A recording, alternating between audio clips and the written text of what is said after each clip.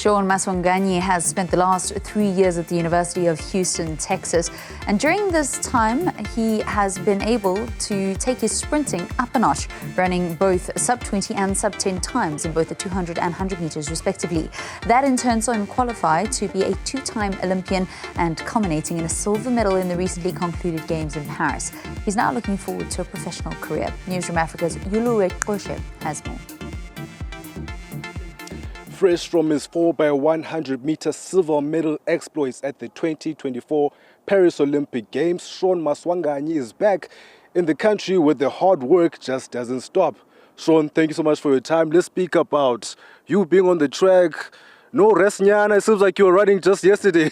What's happening? I mean, it's definitely good to be back, but the biggest thing for me is I'm still in season, and I just want to run a few professional meets on the circuit, just to finish off on a high note, and just to see what's to come for next year, because obviously I'm done with my studies in Houston, and looking forward to the next chapter in my life. Let's talk about the stint that you had in Houston.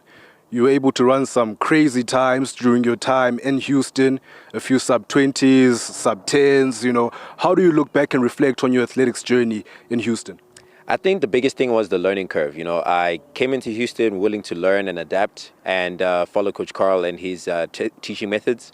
Just coming in, I got pretty much settled, and I let the hard work speak for itself. I came in there, I didn't have time to waste, and I think that's why I had success from my freshman. I was going to ask you about your number one favorite moment in Houston, but I realized I've had so many that would be unfair. Yeah. So let me say top 3 favorite moments as a Cougar.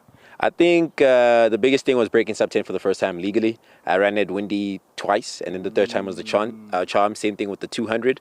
So it is definitely one of my special moments. Another moment would be finishing second and third in the NCAA's my freshman year. That definitely put me on the map.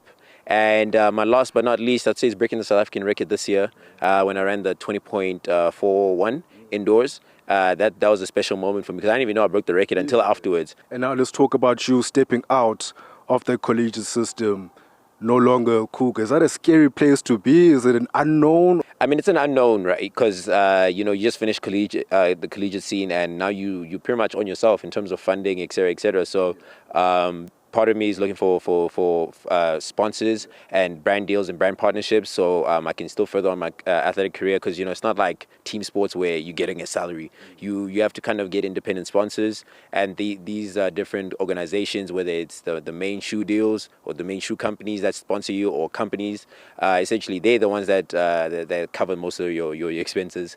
2 Olympics down the line, let's talk about the differences between your first and your second Olympics. How would you break down the differences and the learning curves provided by both?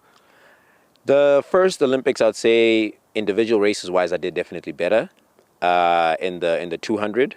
The 100, I did better in Paris, so I was better prepared for the 100, even though I didn't feel like it because I didn't race. Like I went around about 8 weeks without racing for both Olympics, and something I want to do differently. Unfortunately, there was a little hiccup in Cameroon when I went to run the African champs, but I put it past me, and I was like, okay, let me just go back to Houston, go back to practicing, and just making sure I'm doing what I can do to be as best prepared as possible. And lastly, can we expect Shaun to be Diamond League, running? Is that part of the plans in the season? If all the other stuff you spoke about does work out, of course, the financial aspect of getting you to those tournaments. Oh yeah, definitely. Diamond League's on the horizon. I have one in next week, and a couple of more meets, smaller meets in between that. And but Diamond League, obviously, it's a lot harder because of the professional athletes. They have enough points and so forth from previous competitions. But I just look forward to just racing there and being on that stage again, and just representing my country and my school with pride. So that's why you're on the track, getting ready same time. Shaun, I want to let you do your thing, won't take too much of your time. So if things don't work out there, you don't say it's because of Newzroom Afrika. Thank you so much for your time. Thank you. Well, that was Shaun Maswanganyi talking about his journey, not only at the Olympics, but his journey throughout his collegiate system in Houston, as well as at the Olympics, and also speaking about how he manages the critics on social media, as well as performing on the track where it matters the most. For Newzroom Afrika, channel 405, I am Yolulwe Qoshe in Pretoria.